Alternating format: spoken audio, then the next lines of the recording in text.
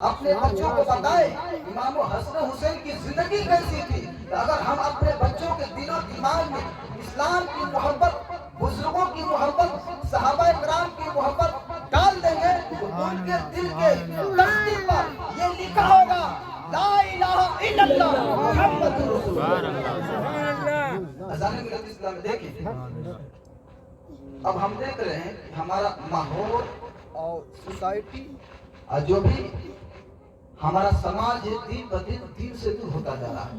اب دیکھیں ہمیں بچوں کو پڑھاتا ہوں، ہمارا کام کیا ہوتا ہے تھوڑا تقریر کرنے میلاد کرنے پروگرام میں جانا پڑتا ہے. کبھی پڑھائیاں ناگا ہو جاتی ہیں تو اس میں کیا ہوتا ہے کہ ہم اس کو بیٹھ کر اپنا فیصلہ کریں گے. گاؤں والے سماج والے بیٹھیں گے اس بات پر فیصلہ کریں گے کہ ہمارے مدرسے میں جو پڑھائی ہو رہی ہے کبھی ناگا کیوں ہو جاتی ہے، اس کے پیچھے ریزن کیا ہے، وجہ کیا ہے. مولانا صاحب آخر کیوں نہیں رہ پاتے ہیں، آخر اس کے پیچھے ریزن کیا ہے. اذان ملت ہر آدمی چاہتا ہے کہ بڑھتی ہوئی دنیا کے اندر ہمیں زیادہ سے زیادہ آمدنی ہو پائے، عالم ہو یا غیر عالم، یا ایک دیہات کا رہنے والا آدمی ہو یا شہر کا رہنے والا آدمی ہو. کیونکہ بڑھتی ہوئی مہنگائی کے دور میں کم پیسے میں زندگی گزارنا مشکل ہے. کیونکہ جب ہم بازار کرنے جاتے ہیں تو 500 روپے فوراً ختم ہو جاتے ہیں اور ہمیں پتہ بھی نہیں چلتا ہے. اذان ملت اسلامیہ اب ہم جب بیٹھ کر بات کریں گے تو ہم غور و فکر کریں گے کہ ہمارے جو مسجد میں امام صاحب ہیں ان کی تنخواہ کتنی ہے، ہم ان کو پیسہ کتنا دیتے ہیں، آخر ان کے 4 بچے ہیں، 2 بچے ہیں، ایک بیوی ہے، آخر ان کا خرچہ کیسے چلے گا، اس کا خرچہ مینٹین کیسے کریں گے. جب اپنی قربانی ہمارے گاؤں میں دے رہے ہیں، اپنے وقت کو ہمارے پاس گزار رہے ہیں، ان کی تنخواہ اتنی ہونی چاہیے کہ ان کا وقت جو ہے ادھر ادھر برباد نہ ہو، کہیں ادھر ادھر نہ جائے، بلکہ اپنے سارے وقت کو ہمارے گاؤں میں دیں، ہمارے مدرسے میں دیں، تاکہ ہمارے جو بچے بکریاں چلاتے ہیں، چوراہے پر بیٹھ کے ادھر گھومتے ہیں، ان کا زندگی فالتو میں نہ گزرے، بلکہ ان کی زندگی آ کر مدرسے میں تعلیم و تربیت میں گزرے اور ان کے دل میں جو ہے عشق مصطفیٰ کا پیغام آ جائے. سبحان اللہ. کہ اب ہمیں یہ بھی ضرورت ہے کہ ہمارے گاؤں میں جو مولانا صاحب رہتے ہیں کہ کبھی کبھی نمازوں میں بھی غائب ہو جاتے ہیں، آخر جاتے کہاں ہیں. ہم نے کبھی غور نہیں کیا، ہم نے کبھی کھوجا نہیں، ڈھونڈا نہیں. آخر مولانا صاحب کا ساتھ کبھی حادثہ ہو گیا، اس کا ذمہ دار کون ہوگا، گاؤں والے ہوں گے، کیونکہ آپ نے امام رکھا ہے. یہ کھوج رکھنا پڑے گا آپ کو کہ مولانا صاحب جاتے کہاں ہیں، آخر فجر میں کیوں نہیں آئے، آخر عشاء میں کیوں نہیں آئے، آج پڑھائی کیوں نہیں لگی، آخر وجہ کیا ہے، کہاں چلے گئے. اذان ملت اسلامیہ ہم کب ڈھونڈیں گے، جب ان کا مکمل تنخواہ دے پائیں گے تب. اگر ہم نہیں دیتے ہیں ڈھونڈنے کا کوئی حق نہیں. ہاں اگر مصروفیت بڑھ جاتی ہے تو ہم مولانا صاحب سے کہیں گے کہ حضرت ہم آپ کو تنخواہ دیتے ہیں، آپ کا کام ہے بچوں کو پڑھانا، آپ کا کام ہے مسجد میں 5 وقت کی نماز پڑھانا، آپ کا کام ہے جمعے کے دن غیر حاضر نہ ہونا. کیونکہ جمعے کے دن ہم شہر کے اگل بغل آباد ہیں، ملیا باغ سے بھی لوگ نماز پڑھنے آتے ہیں اور کچھ لوگ باہر بھی نماز پڑھنے آتے ہیں. کیونکہ ہمارا گاؤں اب جو ترقی کر رہا ہے اور ہائی وے ہو جانے کی وجہ سے بہت سارے لوگ آ کر باہر سے بس رہے ہیں. اگر ہمارے گاؤں میں اگر مسجد کے اندر جمعے کے دن اگر کوئی خطیب نہ ہوگا، کوئی تقریر کرنے والا نہ ہوگا تو گاؤں والے اگل بغل میں جو لوگ نماز پڑھنے مسجد میں آتے ہیں وہی کہتے ہیں اتنی بڑی آبادی ہو کر، بڑھتی دنیا میں اتنے ترقی یافتہ لوگ ہو کر بھی اپنے گاؤں میں ایک اچھا خطیب نہیں رکھ سکتے، ایک اچھا امام بھی نہیں رکھ سکتے. اذان ملت اسلامی اب ہم کب سوچیں گے، جب اسی وقت سوچیں گے جب امام کی ہم نگرانی کریں گے، امام کو بھرپور ہم تنخواہ دیں گے. اذان ملت اب ذرا غور کیجیے گا، اگر ہم تنخواہ نہیں دے پاتے ہیں تو ہم نہیں ڈھونڈ سکتے، نہیں کوئی کر سکتے. اس کا ذمہ دار اگر کچھ حادثہ ہو جاتا ہے گاؤں والے ہوں گے، بال بچوں کا خرچہ آپ لوگوں کا ذمہ ہو جائے گا. اب ذرا غور کیجیے گا، اگر ہم پیسہ تنخواہ مکمل طور پر دیتے ہیں تو اب ہم ڈھونڈیں گے. مولانا صاحب اگر مصروفیت بڑھ جاتی ہے تو مولانا صاحب کیا کہیں گے، ایک کم پیسے کے جو ہے ایک مولوی رکھ لیا جائے، ہماری غیر موجودگی میں جو ہے وہ جو نائب بن کر جو ہے ہماری غیر موجودگی میں وہ آ کر جو ہے مسجد میں کبھی نماز نہیں پڑھا سکے یا مدرسے میں آ کر بچوں کو تعلیم دے سکے. بولے سبحان اللہ. اب ذرا غور کریں یہ سبق ہمیں کہاں سے ملتا ہے. ہم نے خود مسئلہ نہیں بنایا بلکہ نائب مصطفیٰ بن کر ابو بکر صدیق آئے یا حضور کا وصال ہو گیا تو اس خلافت کو چلانے والے مدینہ شہر کے جو ہے سارے سسٹموں کو لے کر چلنے والے ظاہری طور پر کون تھا، ابو بکر صدیق. ہوتا ہے अच्छा एक बात बताएं, हमारे नबी को नायबे परवरदिगार, नायबे हमारे नबी सल्लल्लाहु अलैहि वसल्लम को मोहम्मद मुस्तफा सल्लल्लाहु अलैहि वसल्लम कहते हैं। अल्लाह जमीन पर आकर लोगों को इस्लाम नहीं बता सकता, नहीं बताएगा। अल्लाह तबारक व तआला जमीन पर आने से, उतरने से, इंसानों से बात करने से पाक है, क्योंकि रब की वो जात है, उस जैसा कोई नहीं है। रब ने जो है अपना नूर अपने नबी के पेशानी में डालकर जो है अल्लाह तबारक व तआला ने अपने महबूब को दुनिया में भेजा। इसलिए भेजा तो लोग जो है रसूल को भी पहचान जाए और खुदा को भी पहचान जाए। सुभान अल्लाह।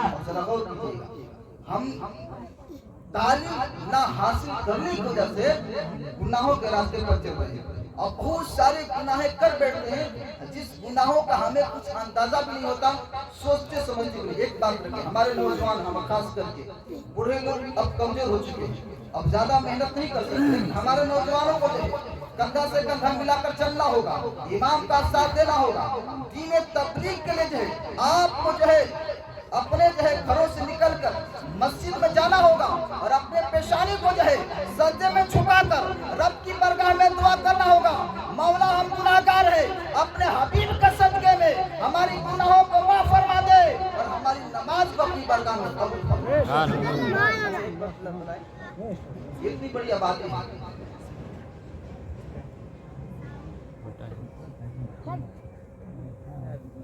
हो गया बहुत अच्छी मैं बात बताऊंगा। मैं आपको हज़रत फातिमा ज़हरा रज़ी अल्लाह तआला अन्हा की निकाह और हज़रत इमाम हुसैन रज़ी अल्लाह तआला की शादी बयान करूंगा। बस दो शख्सियतों की शादी आपकी बारगाह में पेश करूंगा। गौर से सुनिएगा, बहुत अच्छा लगेगा, बहुत मजा आएगा। लेकिन पहले जरूरी ये है कि हम लोग जो है अपने दिलो दिमाग के अंदर इस्लाम की सूझबूझ रखें। अगर लोग लापरवाह हो जाएंगे क्या मामला बनेगा मैं आपको बताऊंगा। फिरौन, आपका नाम सुना? फिरौन का नाम, फिरौन कौन था तो पता है? मिस्र शहर में जो भी बादशाह बनता था उसका नाम फिरौन होता था।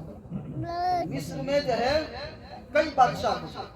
हजरत यूसुफ अलैहिस्सलाम के जमाने में भी एक फिरौन था जो मुसलमान था, लेकिन जब नमरूद के जब मूसा अलैहिस्सलाम के जमाने में फिरौन हुआ, ये काफी था। क्या था? काफी था। आखिर फिरौन बना कैसे? फिरौन कौन था? कोई बादशाह का लड़का नहीं था, किसी अमीर घराने से ताल्लुक नहीं रखता था, बल्कि एक गरीब तबके मजदूर का बेटा था। ये क्या करता था? ठेले पर खरबूज बेचता था, तरबूजा बेचता था। लेकिन उसने क्या देखा कि हुकूमत लापरवाह हो चुकी। जो बादशाह उस जमाने का फिरौन था, जो फिरौन का जिक्र नहीं कर रहा, इसका जो जमाने में जो फिरौन यानी बादशाह था काफी बूढ़ा हो चुका था, और उसके जमाने में जो वजीर थे, सिपाही थे, वो क्या करते थे? हर जगह पर टैक्स लेते थे। अब बादशाह को खबर नहीं होता था, हर जगह टैक्स लेते थे। खरबूज पर टैक्स, पानी पर टैक्स, बैठने उठने पर टैक्स, पेशाब पैखाना करने पर टैक्स। अब इसने क्या किया? फिरौन, एक जो मजदूर का लड़का था, इसने कहा कि हुकूमत बहुत लफड़ा हो चुकी है, जिसको जो मन में आता वो करता है, कोई किसी के बारे में कुछ नहीं बोलता, बादशाह भी पकड़ नहीं करता। फिरौन क्या किया? कब्रिस्तान में चला गया। कहाँ गया? कब्रिस्तान में चला गया। उसने कहा और सोचा हम अब कब्र पर टैक्स लेंगे, जो भी मुर्दा दफन होगा हम पैसा लेंगे। क्या बोला? जो भी मुर्दा दफन होगा पैसा लेंगे। और ऐसा करने लगा, पैसा सब लोगों से लेता था। इत्तेफाक से, बादशाह को पता नहीं था सब मामला, इत्तेफाक से बादशाह के घर की कोई लड़की या कोई शख्स इंतकाल हो गया। जब कब्रिस्तान में लोग ले गए दफन करने के लिए, इसने टैक्स मांगा, टैक्स दो हमें, जब तक टैक्स नहीं दोगे हम दफन करने नहीं देंगे। तो बादशाह के पास खबर पहुंची कि एक शख्स बैठा हुआ है कब्रिस्तान में और मुर्दों से टैक्स लेता है, कि जो शख्स टैक्स नहीं देगा मुर्दों को दफन नहीं करने दिया जाएगा। बादशाह ने कहा कि हमने तो किसी को रखा नहीं है कि जाकर कब्रिस्तान में किसी से टैक्स लेना मुर्दों से। अच्छा, उसको बुलाओ। उसको जब बुलाया गया फिरौन को, जो बादशाह था, उसने कहा कि तुमको किसने टैक्स लेने के लिए मुकर्रर किया है? उसने कहा कि किसी ने नहीं रखा है। आखिर तुम टैक्स क्यों लेते हो? उसने कहा कि बादशाह सलामत, हमने देखा कि लोग जो है खरबूज पर टैक्स लेते हैं, मैं खरबूज खरीदता हूँ 1 क्विंटल, लेकिन घर लाते लाते 1 किलो खरबूज बच जाता है, टैक्स देने में सारा खरबूजा खत्म हो जाता है। तो मैंने सोचा कि हर जगह टैक्स लिया जाता है, मैं भी मुर्दों से टैक्स लूं, मैं खुद से टैक्स लेने लगा। तो बादशाह को बहुत अच्छा लगा, लेकिन बहुत होनहार लड़का है, आगे चलकर बहुत तरक्की करेगा, यही जो है मुल्क की हिफाजत करेगा। उसने कहा कि देखो मैं बूढ़ा हो चुका हूँ, ऐसा करो कि तुम जो है बादशाह बन जाओ। तो उसने अपना ताज उतार कर फिरौन के सर पर रख दिया और उसको बादशाह बना दिया। जब फिरौन बादशाह बन गया, जब हुकूमत इसके हाथ में आ गई, तो इसके ऐसे हुक्म दिया गया, क्या हुक्म दिया गया? तुम ज़कात अदा करो। क्या करो? ज़कात अदा करो, क्योंकि तुम्हारे पास दौलत है। इसने क्या जवाब दिया?